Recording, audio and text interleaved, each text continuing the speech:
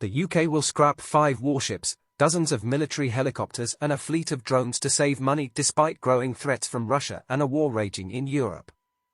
John Healey, the Defence Secretary, announced the dramatic move in Parliament on Wednesday, saying it would save up to £500 million over the next 5 years.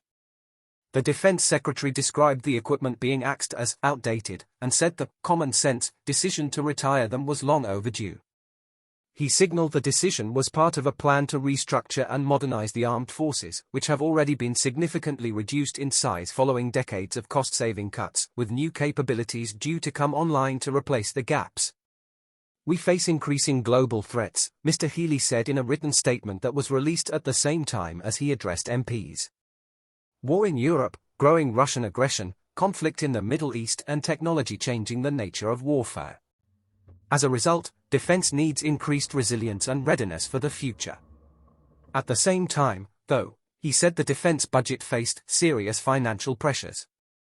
To ensure that Britain is kept secure at home and strong abroad in a changing world, defense needs to make changes too. Difficult decisions are required, he said.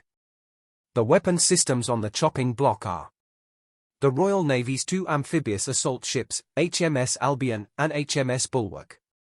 They will be taken out of service at the end of the year, around a decade early in a blow to the ability of the Royal Marines to launch land assaults from the sea. A fleet of 17 Royal Air Force Puma helicopters, as well as 14 of the military's oldest Chinook helicopters.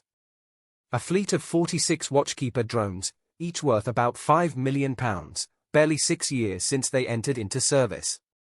HMS Northumberland, a Type 23 frigate which is in need of costly repairs and has already operated well beyond an 18-year out-of-service date.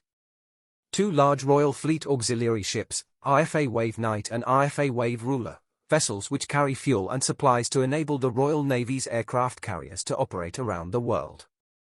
Mr. Healey also hinted that further cuts would follow. "These will not be the last difficult decisions I will have to make to fix the defence inheritance that we were left with," he told MPs.